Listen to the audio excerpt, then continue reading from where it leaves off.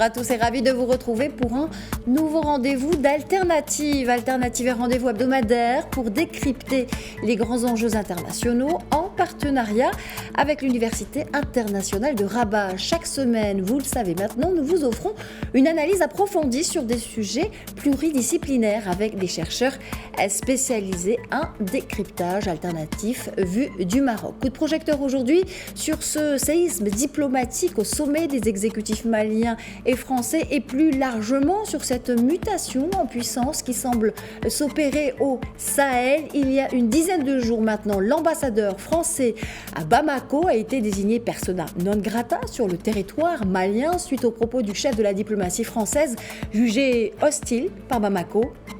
Jean-Yves Le Drian ayant qualifié d'illégitime le pouvoir militaire actuel en place. Alors, le départ de l'ambassadeur français à Bamako est-il dans ce contexte un prélude à un possible retrait de l'Hexagone au Mali, mais également dans la région?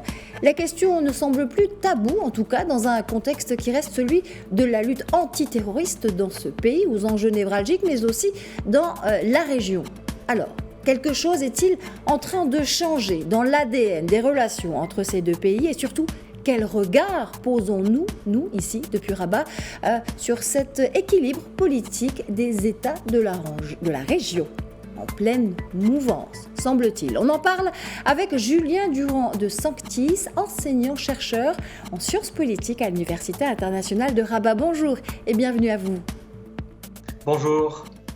Alors le raidissement dans les relations entre les deux pays, la France et le Mali, n'a semble-t-il jamais atteint ce niveau de rupture? Que traduit politiquement la décision prise par les autorités maliennes demandant le départ de l'ambassadeur de France? Eh bien, la décision prise par les autorités maliennes la semaine dernière exprime d'une manière générale un sentiment de plus en plus prononcé par une partie de l'opinion malienne de rejet de la présence militaire française. Si la France n'a jamais été totalement détachée de ce pays depuis son indépendance en 1958, le retour en force à partir de 2013 à la suite de l'opération Serval a engagé une nouvelle dialectique. Et il est important de l'examiner pour comprendre pourquoi on en est arrivé là aujourd'hui. Lorsqu'elle intervient en 2013, la présence militaire française est bien accueillie, tout simplement parce que l'opération Serval répondait à un objectif politico-militaire clair et fort, repousser la progression de la coalition rassemblant des combattants du MNLA et des combattants terroristes, notamment AQMI en Sardine. L'opération s'était donc déroulée en quelques semaines, avait pleinement rempli son objectif, tout simplement parce que l'objectif militaire et politique était précisé et était ponctuel. La durée relativement courte de l'opération a été décisive notamment. Pour les populations maliennes, la France n'était pas alors perçue comme une force d'occupation, mais bien comme une force de libération. Ça, c'est le premier élément. Le deuxième, c'est qu'il faut par ailleurs prendre en compte l'interlocuteur malien de la France à l'époque. Lorsque la France intervient militairement en janvier 2013, l'exécutif malien est en pleine déstabilisation. Diokounda Traoré a été nommé président par intérim à la suite du coup d'État de mars 2013 qui avait renversé Amadou Toumani Touré. Et le candidat privilégié pour de nouvelles élections était alors Ibrahim Boubacar Keïta. Et ce dernier, qui est proche de la France, qui connaît bien les institutions françaises, comptait aussi sur la victoire militaire à l'époque pour restaurer l'état de droit et accéder au pouvoir par les élections. Et ce sera chose faite le 4 septembre 2013. Et donc, alors que l'opération Serval avait déjà livré ses principaux objectifs, IBK accède aux plus hautes responsabilités de l'État malien, un poste qu'il aurait pu difficilement atteindre sans les efforts militaires français. Lui-même le reconnaîtra d'ailleurs quelques années plus tard lors du sommet Afrique-France de 2017, où il adressera un hommage vraiment chaleureux au président Hollande, marquant le fait que sans le président Hollande et l'intervention de 2013, il n'aurait pas pu être où il est. Donc la période 2013-2018, dans les relations franco-maliennes, était une période plutôt favorable à la France du fait de cet historique, du fait de ce générique.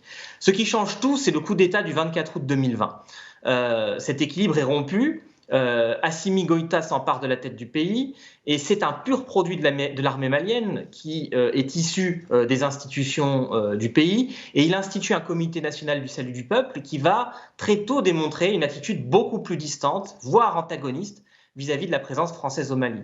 Donc son retour au pouvoir par la suite, lors du deuxième coup d'État en mai 2021, confirme définitivement qu'il est le nouvel homme fort du Mali.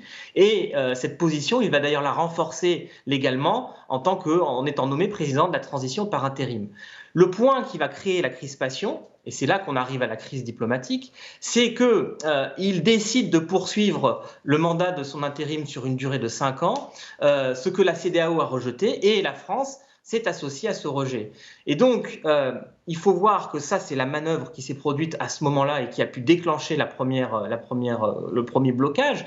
Et il y a aussi le contexte plus large de la mutation de l'opération Serval en opération Barkhane les années précédentes et jusqu'à nos jours. Avec l'opération Barkhane, la présence française s'est sédentarisée, s'est inscrite dans une présence beaucoup plus complexe, avec des objectifs beaucoup plus flous, et par conséquent aussi avec une situation où la France s'embourbe au Mali et devient de plus en plus une force plus d'occupation que de libération. Et donc l'annonce du retrait d'une partie des forces militaires françaises l'année dernière a par ailleurs pu laisser penser que la France se désengager, que par conséquent elle n'était plus légitime. Et donc le dernier élément qui a marqué la crise diplomatique profonde, c'est un communiqué de l'ambassade de France du 23 décembre dernier, où est condamné notamment le recours à des forces mercenaires au sein de l'appareil militaire malien, c'est-à-dire particulièrement le groupe Wagner, qui constitue pour les Français un problème. Et pour le Mali, recevoir une leçon de la France sur la manière dont elle emploie ses effectifs et avec qui elle collabore, c'est aussi insupportable. Donc la crise diplomatique ensuite éclate à ce moment-là. D'accord. Alors, Julien Durand de Sanctis, à la lumière de ce que vous voulez de dire, quel poids occupe aujourd'hui la France dans la gestion sécuritaire au Mali, mais aussi plus largement au Sahel? Quelles conséquences possibles entraînerait d'ailleurs son retrait, un retrait clairement envisagé par les autorités au Mali et ailleurs, d'ailleurs, dans cette zone sahélienne? Alors, peut-être un petit point stratégique au préalable. Les puissances militaires conventionnelles comme la France, il faut bien comprendre, sont toujours plus appréciées et sont toujours associées à des opérations plus réussies lorsqu'elles interviennent dans des phases courtes et ponctuelles comme en 2013. Dès qu'elles s'inscrivent dans des opérations de longue durée, notamment où se mêlent des problèmes pas que terrorisme, mais des problèmes de développement des populations, des problèmes politiques internes, tout à coup, la popularité et la légitimité de leurs interventions demeurent beaucoup plus critiquables. Et c'est ce qui s'est passé pour la France au Mali.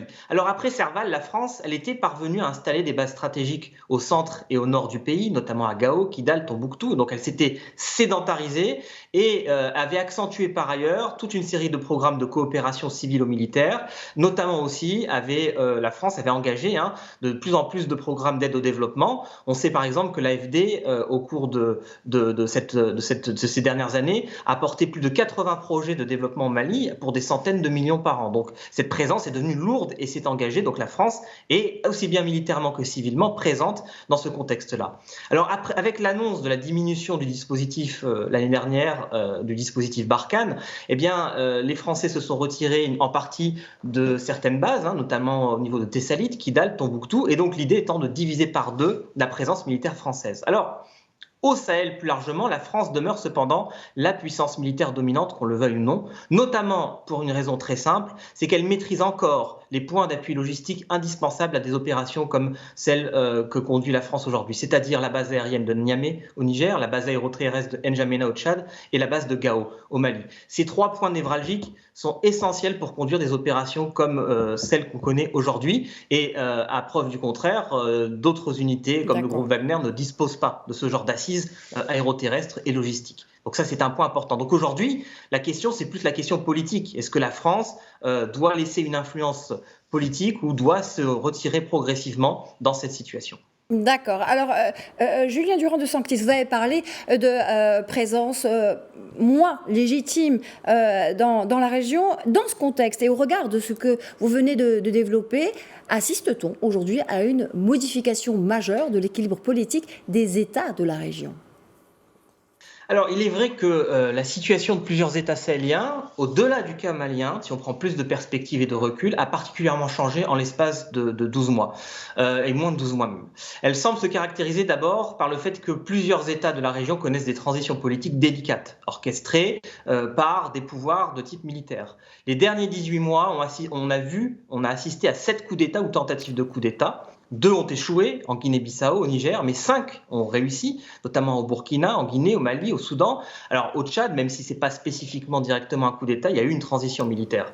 Alors si on regarde un peu dans le détail ces transitions, au Tchad par exemple, en avril 2021, la mort du président Déby a opéré une transition, et aujourd'hui, malgré la présence du conseil militaire de transition avec le fils du président feu Idriss Déby à sa tête, eh bien la situation est encore très compliquée. La société tchadienne est encore extrêmement, en situation de basculement, et le pays est dans une situation extrêmement précaire parce que pas de solution de transition est encore envisageable. Au Burkina Faso, les militaires menés par le lieutenant-colonel Sadago se sont emparés également du pouvoir le 23 janvier et le président Kaboré a démissionné, et pas de solution non plus pour l'instant de manière durable. N'oublions pas le Soudan, avec la transition très compliquée à la suite du renversement d'Omar el-Béchir en 2019. Le pays est toujours en état de siège et la situation est toujours complexe. Enfin, il faut évoquer également la Guinée. Le président charismatique Alpha Condé, qui était un poids dans les institutions de l'Union africaine, qui était considéré comme un grand président africain, lui aussi a été renversé, et la situation en Guinée reste là aussi compliquée. Alors, tout ça nous montre que aujourd'hui, on le voit, on peut raisonnablement affirmer que l'on assiste à une modification d'ampleur de l'équilibre politique au Sahel. Tout l'enjeu sera à présent de voir comment les régimes de transition vont être en mesure d'offrir de nouvelles aspirations politiques aux différents peuples. Et il faut au passage préciser le fait que si ces renversements sont souvent opérés par des pouvoirs militaires, c'est parce que l'armée en Afrique a une fonction politique et intervient régulièrement dans les questions politiques civiles, quand bien même on peut toujours juger ça un peu trop rapidement. Et donc, on attend peut-être, par contre, en revanche, des solutions beaucoup plus fermes de la part des institutions régionales et continentales pour accompagner ces processus de transition. Mais je tiens à préciser, il y a quand même un certain espoir. Quand on voit la réaction de la CEDEAO dans la crise malienne et les sanctions qui ont été adressées, cette institution qui est souvent considérée comme plus timide, eh bien, a finalement ici commencé à opérer un rôle de médiation et de fermeté dans la crise malienne. Donc c'est plutôt un signe d'espoir.